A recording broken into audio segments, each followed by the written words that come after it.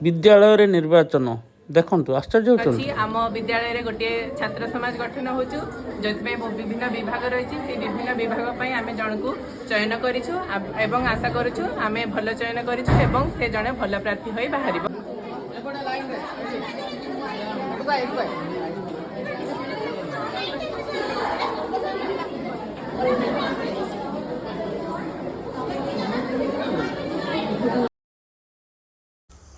हाँ आज्ञा यह मिछ नुहे यह सत्य अटे। आज पीएम श्री सरकारी उच्च विद्यालय खुंटारे निर्वाचन चली पिलामाने धाड़ी रही मतदान देउचंती बैलेट पेपर ग्रहण करुचंती एवं मतदान देउचंती। आसंतु नजर पकेइबा विद्यालय नोटिस बोर्ड उपरे देखिपार आपण माने विद्यालय तरफ छात्र संसद निर्वाचन नोटिस नोटिस नंबर 55 डेट अच्छे 18/10/25 लिखाई एत द्वारा विद्यालय अध्ययनरत समस्त छात्र छात्री तथा शिक्षक शिक्षयित्री अवगत निमंते जणाई दि जाऊँगी कि विद्यालय गोटे छात्र संसद गठन होगा जाऊँगी एथि निमंते छात्र संसदर निम्नलिखित पदवी प्रार्थीपत्र दाखल करने आग्रही छात्र छात्री मानक आह्वान कर यथा मुख्यमंत्री उपमुख्यमंत्री परिवेश मंत्री स्वास्थ्य मंत्री क्रीड़ा मंत्री शिक्षा मंत्री खाद्य मंत्री सूचना मंत्री देखिए वीडियो लिखाई कौन विशेष द्रष्टव्य मुख्यमंत्री और उपमुख्यमंत्री पदवी उच्च श्रेणी प्रार्थी मानक अग्राधिकार दिज्व अति कम 2 जन छात्री छात्र संसद रहा आवश्यक प्रार्थीपत्र दाखल शेष तारीख 23 मतदान दिवस 27/10 सोमवार दिन अच्छी देखिपे आप आसतु आउ टे नजर पकेबा किपरि भोटिंग चली पिलामाने बैलेट पेपर धरी भोटिंग कंपार्टमेंट को जाऊँगी एवं सेठारे भोट देउचंती निज निजर मनपसंद कैंडिडेट को भोट दौरान भोट दे सारा पर निजर मूल्यवान भोट को से माने भोट बक्स रे पकाउचंती। देखंतु थर्ड पोलिंग ऑफिसर भोट बक्स दायित्व अच्छा सेपटे पार्टी एजेंट पिलामान कैंडिडेट मानकर एजेंट भी बसी इलेक्शन टी फेयर अवस्था अच्छे देखो पिलाटी भोट केमती पकाउची भोट बक्स रे नजर करबा।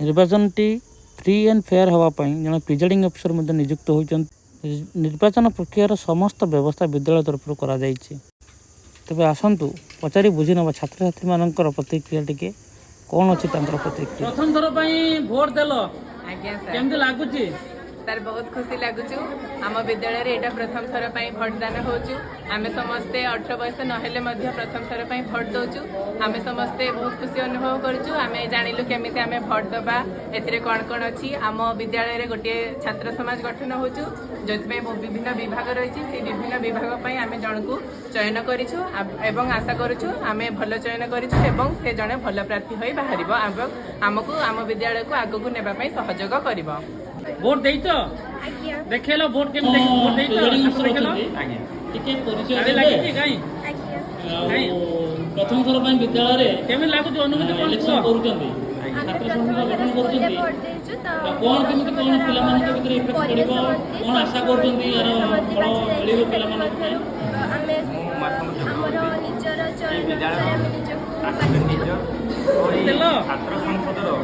ଲାଗୁଛି ପ୍ରଥମ ଥର ପାଇଁ ଭୋଟ ଦେଲ କେମିତି ଅନୁଭୂତି କେମିତି ଟିକେ କହିବ? ଚିଠି ଅନୁସାରେ PMC ସ୍କୁଲ ଗୁଡ଼ିକରେ ଛାତ୍ର ସଂସଦ ଗଠନ ନିମନ୍ତେ ପିଲାମାନଙ୍କର ଯେଉଁ କାରୁକାର୍ଯ୍ୟ ଏଇଠି ଆମର ବିଦ୍ୟାଳୟ ସ୍ତରୀୟ ଅଛି ସେଗୁଡ଼ିକ କିପରି ସୁଚାରୁ ଭାବେ ସେମାନେ କରିବେ ସେଇଥିପାଇଁ ବିଦ୍ୟାଳୟ ସ୍ତରୀୟ ମୁଖ୍ୟମନ୍ତ୍ରୀ ବିଭିନ୍ନ ପ୍ରକାର ମନ୍ତ୍ରିମଣ୍ଡଳ ଗଠନ ହେବ।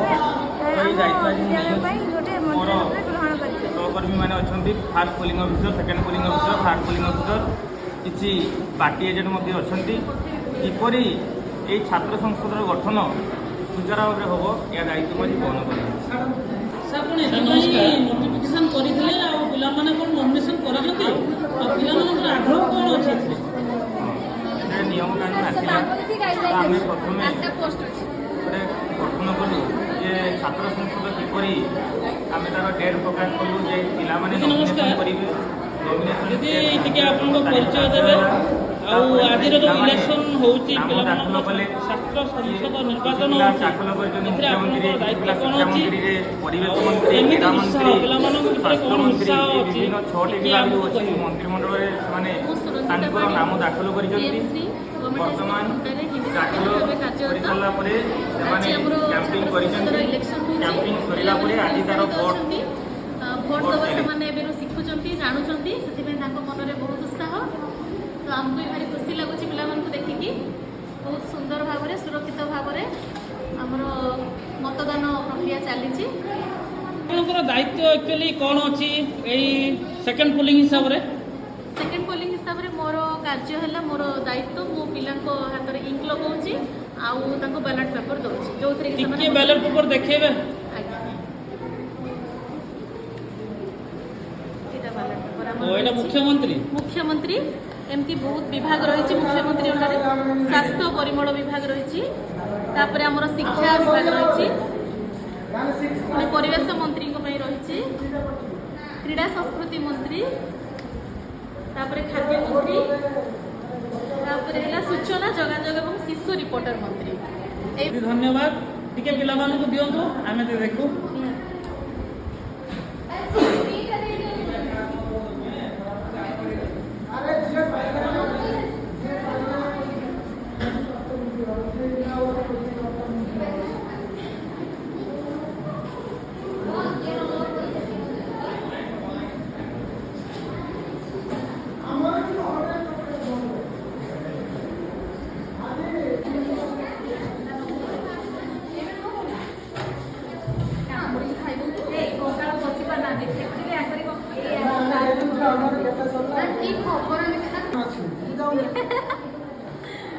ନା ଆପଣ ବସି ପାରୁନାହାନ୍ତି, କାରଣ କିଛି ତାର ଇଏ କରି ପକଉଥିବେ ଭୋଟ ବାକ୍ସରେ ସେତେବେଳେ। ଶୀଘ୍ର ଦିଅ। ତେବେ ଆସନ୍ତୁ ସର୍ବଶେଷରେ ପଚାରି ବୁଝି ନେବା ବିଦ୍ୟାଳୟର ପ୍ରଧାନ ଶିକ୍ଷକ ଏ ବାବଦରେ କ'ଣ ପ୍ରତିକ୍ରିୟା ରଖୁଛନ୍ତି। ଦିଦି ନମସ୍କାର। ଦିଦି ଆପଣ ଟିକେ ପରିଚୟ ଦେବେ। ମୁଁ ଶ୍ରୀମତୀ ସାବିତ୍ରୀ ପାତ୍ର, PMC ଗଭର୍ଣ୍ଣମେଣ୍ଟ ହାଇସ୍କୁଲ ଖଣ୍ଡାର ଭାରପ୍ରାପ୍ତ ପ୍ରଧାନ ଶିକ୍ଷୟିତ୍ରୀ। ଦିଦି ଆଜିର ବିଦ୍ୟାଳୟରେ ଗୋଟେ ଇଲେକ୍ସନ ହେଉଛି, ନିର୍ବାଚନ କରାଯାଉଛି, ଯେଉଁଟାକି କ'ଣ ଛାତ୍ର ସଂସଦ ନିର୍ବାଚନ। ଆକ୍ଚୁଆଲି ଏଇଟା କେମିତି କ'ଣ ସରକାରଙ୍କର କେମିତି କ'ଣ ଅଛି ଟିକେ ଆମକୁ କହିବେ? ଏଇଟା ଆମ ସରକାରଙ୍କର, ରାଜ୍ୟ ସରକାରଙ୍କର ନିର୍ଦ୍ଦେଶ ଅଛି ଯେ ପ୍ରତି PMC ସ୍କୁଲରେ ଆମ ଷ୍ଟୁଡେଣ୍ଟ କ୍ୟାବିନେଟ୍ ଗଠନ କରାଯିବ। ତ ଏଇ ଷ୍ଟୁଡେଣ୍ଟ କ୍ୟାବିନେଟ୍ରେ ଆମର ସବୁ ଟିଚର୍ସ ମାନେ 4-5 ଜଣ ଟିଚର୍ସ ମାନେ ଅଛନ୍ତି, ପୋଲିଂ ଅଫିସର ଏବଂ ପ୍ରିଜାଇଡ଼ିଂ ଅଫିସର ରଖାହେଇଛି।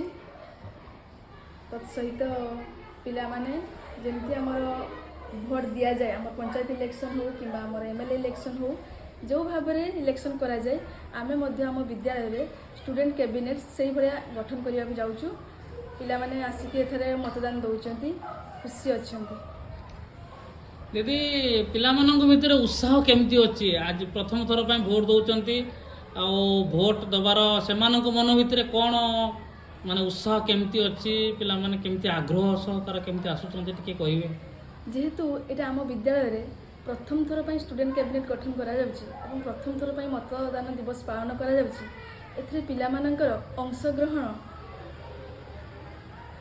ଯେ କରୁଛନ୍ତି, ବହୁତ ଖୁସି ଅଛନ୍ତି ସେମାନେ, ଯେଉଁଥିପାଇଁ କି ତାଙ୍କର ଉତ୍ସାହ ଏବଂ ଆମର ପୋଲିଂ ଅଫିସର ମାନଙ୍କର ଆଗ୍ରହ ଓ ତତ୍ପରତା ଏହି ମତଦାନ ପ୍ରକ୍ରିୟାକୁ ଆଗେଇ ନେଉଛି ଏବଂ ଏଥିରେ ମୁଁ ବହୁତ ଖୁସି ଅଛି। ମୋ ସହିତ ପିଲାମାନେ ମଧ୍ୟ ବହୁତ ଖୁସି ଅଛନ୍ତି। ତ ସେମାନେ ଆଗ ଯେଉଁ ଭବିଷ୍ୟତରେ ଯେଉଁ ସେମାନେ ଭୋଟ ଦେବେ ତାର କେମିତି ଭୋଟ ଦାନର ପ୍ରୋସେସଟା ରହିଛି ସେମାନେ ଏଇ ମାନେ ଷ୍ଟୁଡେଣ୍ଟ ଲାଇଫ୍ରେ ସେମାନେ ଜାଣିପାରିବେ ଯେ ଆମେ ଆଗକୁ କେମିତି ଭୋଟ ଦେବା ଏବଂ ଭୋଟ ଦେବାରେ କ'ଣ କ'ଣ ସବୁ ପ୍ରୋସେସ୍ ରହିଛି ସେ ବିଷୟରେ ସେମାନେ ଏବେରୁ ସେମାନେ ସବୁ ଜାଣିପାରିବେ। ଭାବୁଛନ୍ତି ପିଲାମାନଙ୍କ ଭିତରେ ଏହାର କିଛି ଗୋଟେ ପ୍ରଭାବ ପଡ଼ିବ ବୋଲି? ହଁ, ଏଇଟା ସୁନିଶ୍ଚିତ ଆଗତ ଭବିଷ୍ୟତ ପାଇଁ ନିଶ୍ଚିତ ଭାବରେ ପ୍ରଭାବ ପକାଇବ ପିଲାମାନଙ୍କ ଉପରେ। ଧନ୍ୟବାଦ ଦିଦି। ଏଇଠି ଦେଖିପାରୁଥିବେ ବିଦ୍ୟାଳୟରେ ନମିନେସନ୍ ହେଲା ପରେ ଫାଇନାଲ୍ ଲିଷ୍ଟ ପିଲାମାନଙ୍କ ଛାତ୍ରଛାତ୍ରୀମାନଙ୍କର ଯେଉଁ କଣ୍ଟେଷ୍ଟେଡ୍ କରିଛନ୍ତି ସେମାନଙ୍କର ଲିଷ୍ଟ ବାହାରିଛି। ଚିଫ୍ ମିନିଷ୍ଟର ପାଇଁ 4 ଜଣ, ସ୍ୱାସ୍ଥ୍ୟ ପରିବହନ ମନ୍ତ୍ରୀ ପାଇଁ 10 ଜଣ, ଏଜୁକେସନ୍ ପାଇଁ 5 ଜଣ,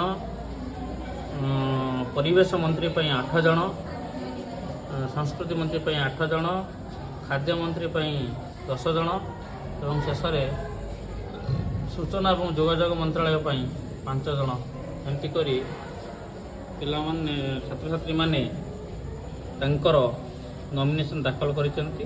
ଇଲେକ୍ସନ୍ 27 ତାରିଖ ଅଛି।